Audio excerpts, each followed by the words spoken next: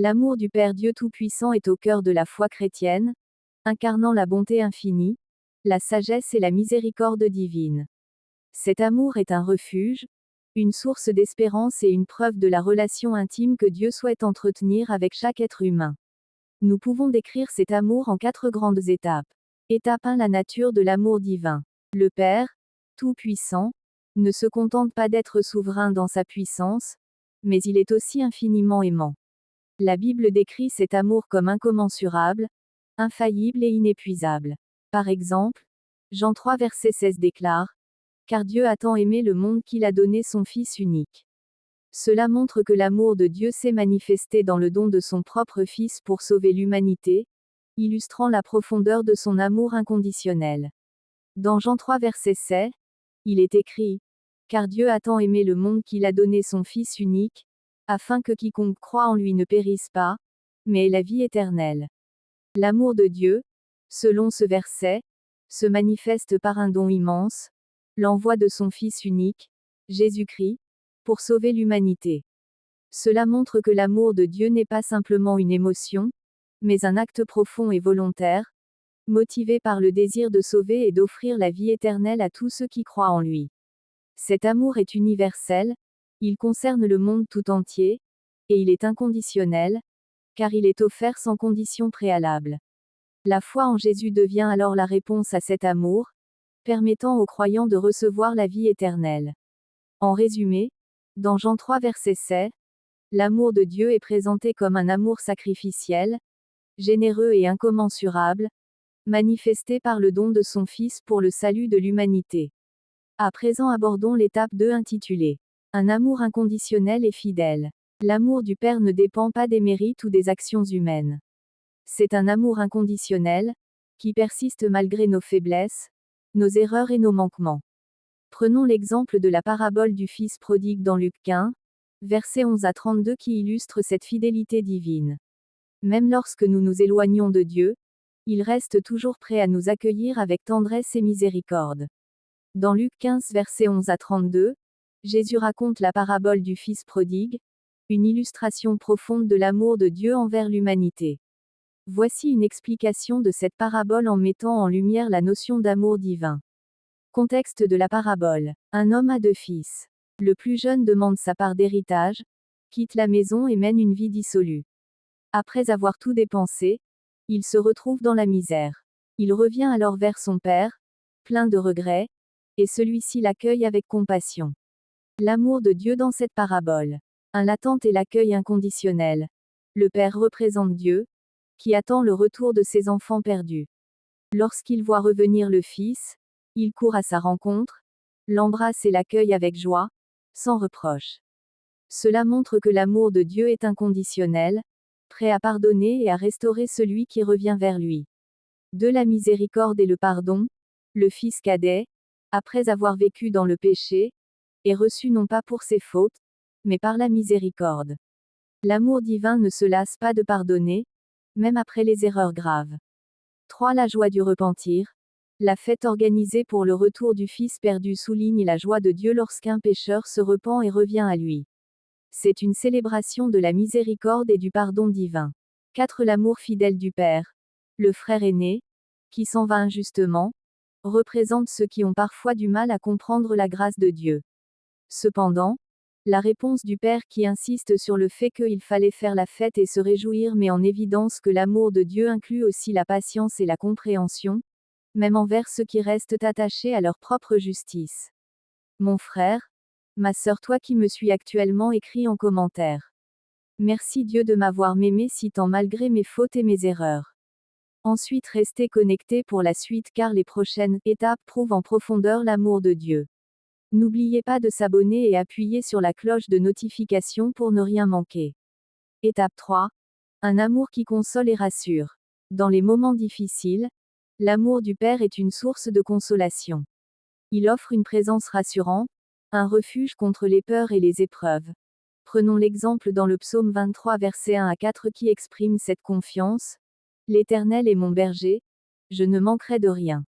Même quand je marche dans la vallée de l'ombre de la mort, je ne crains aucun mal, car tu es avec moi. La présence du Père rassure et fortifie ceux qui croient en lui. Voici une méditation sur l'amour de Dieu, dans le psaume 23, versets 1 à 4. L'Éternel est mon berger. Je ne manquerai de rien. Il me fait reposer dans de verts pâturages. Il me dirige près des eaux tranquilles. Il restaure mon âme. Il me conduit dans les sentiers de la justice, à cause de son nom. Même quand je marche dans la vallée de l'ombre de la mort, je ne crains aucun mal, car tu es avec moi. Ta houlette et ton bâton me rassurent. L'amour de Dieu dans ces versets. Son rôle de berger aimant. Dieu est présenté comme un berger attentif, qui prend soin de ses brebis et ses brebis c'est toi et moi. Son amour se manifeste dans sa sollicitude quotidienne, pourvoir à nos besoins et nous guider sur tous les plans de la vie.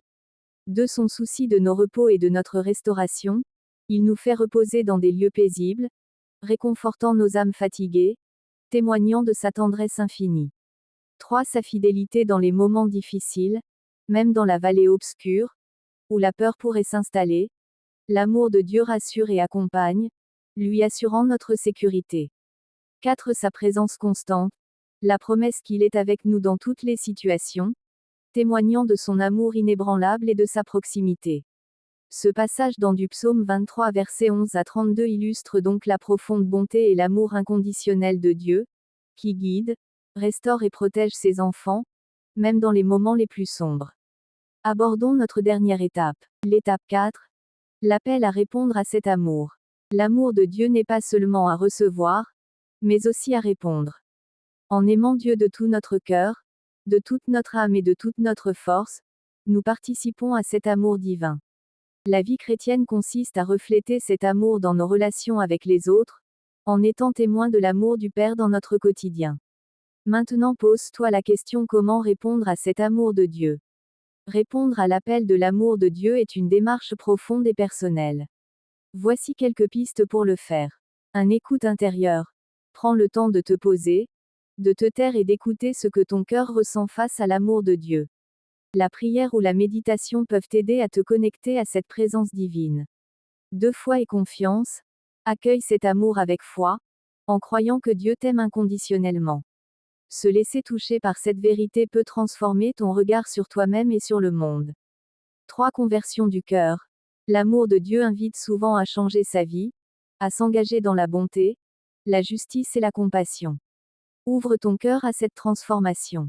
4. Prière et dialogue.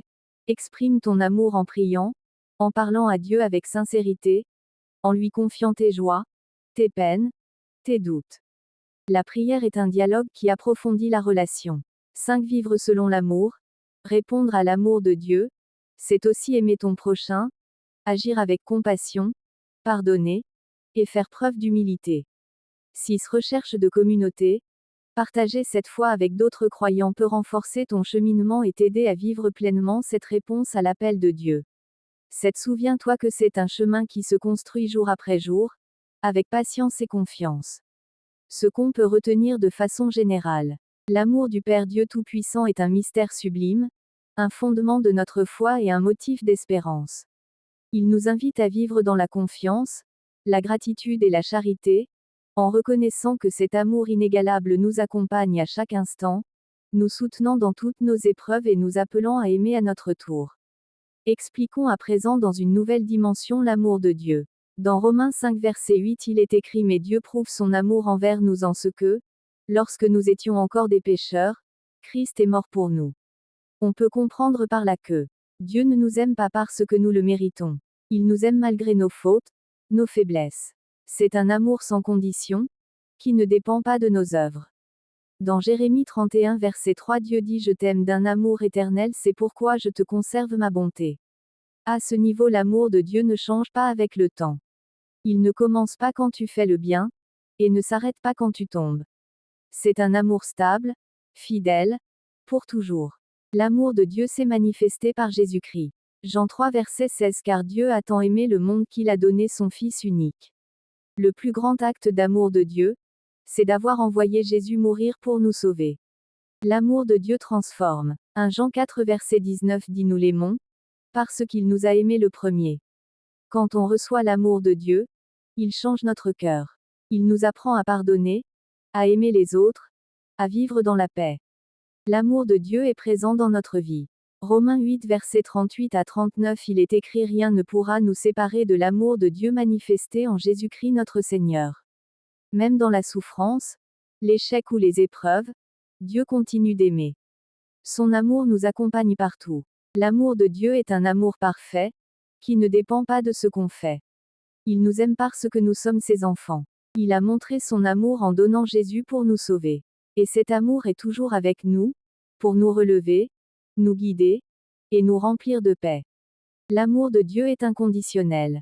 Il ne dépend pas de nos œuvres, de notre passé ou de nos qualités. Lorsque nous étions encore pécheurs, Christ est mort pour nous. Dieu t'aime tel que tu es. Tu n'as pas besoin d'être parfait pour recevoir son amour. Le Fils prodigue dans Luc 15 versets 11 à 32 le Père court vers son Fils, sans poser de conditions. L'amour de Dieu est sacrificiel. Jean 15 verset 13 il n'y a pas de plus grand amour que de donner sa vie pour ses amis. Dieu a prouvé son amour par un acte concret. Le don de Jésus-Christ à la croix. L'amour de Dieu agit. Il ne reste pas théorique. L'amour vrai donne, pardonne, se sacrifie pour le bien de l'autre. L'amour de Dieu est éternel et fidèle. Jérémie 31 verset 3 Je t'aime d'un amour éternel. Dieu ne change pas. Il ne retire pas son amour quand tu tombes. Son amour est constant, même quand toi tu doutes. Tu peux toujours revenir à Dieu. Son amour t'attend. Peu importe tes péchés, tes fautes, erreurs, toi qui écoutes ce message, Dieu te dit de revenir vers lui.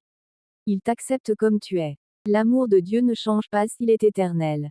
Il t'attend mon frère, ma sœur va vers lui, il t'accepte dans ses bras comme un enfant chéri.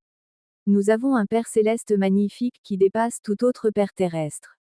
Abonne-toi à ma chaîne et m'appuie par un j'aime pour vivre la vérité biblique qui transforme ta vie et la vie des autres. Restez à l'écoute pour suivre jusqu'à la fin pour mieux comprendre qui est Dieu ton Père céleste. L'amour de Dieu transforme les cœurs. Dans 1 Jean 4 verset 19 il est mentionné nous l'aimons parce qu'il nous a aimés le premier. Dieu t'aime premièrement, il te connaît avant que tu sois né comme il est écrit dans Jérémie. Il n'y a que des bons projets sur toi. Quand on comprend l'amour de Dieu, on apprend à aimer son prochain, ses ennemis et soi-même. Il nous guérit intérieurement nos blessures. L'amour de Dieu nous accompagne toujours, ni les épreuves, ni la mort, ni l'échec ne peuvent te couper de son amour.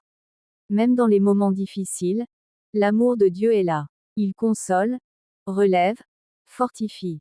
À présent je t'invite à vivre dans cet amour. Accepte son amour en ouvrant ton cœur. Crois en Jésus, c'est par lui que l'amour de Dieu se manifeste pleinement. Réponds à cet amour, aime à ton tour, pardonne, sers, vis pour Dieu. N'oubliez pas de s'abonner à ma chaîne et partager autour de toi car il peut être utile pour les autres qui sont à la recherche de la vérité biblique. Toi qui écoutes actuellement ce message, sache que Dieu t'aime et il veut changer ta vie. Le hasard n'existe pas. Il te connaît plus que toi-même. Viens dans son bras, il t'attend. Nous avons un Père aimant, miséricordieux, magnifique, gentil et qui pardonne tout. Maintenant je t'invite à faire cette prière puissante avec moi qui va te plonger dans l'amour de Dieu. Seigneur, merci pour ton amour qui me cherche, me sauve et me transforme. Apprends-moi à vivre chaque jour dans la vérité de ton amour et à le partager autour de moi. Que Dieu le Père Tout-Puissant nous bénisse et nous garde maintenant et à jamais. Amen. À la prochaine. Portez-vous bien dans le nom de Jésus-Christ de Nazareth.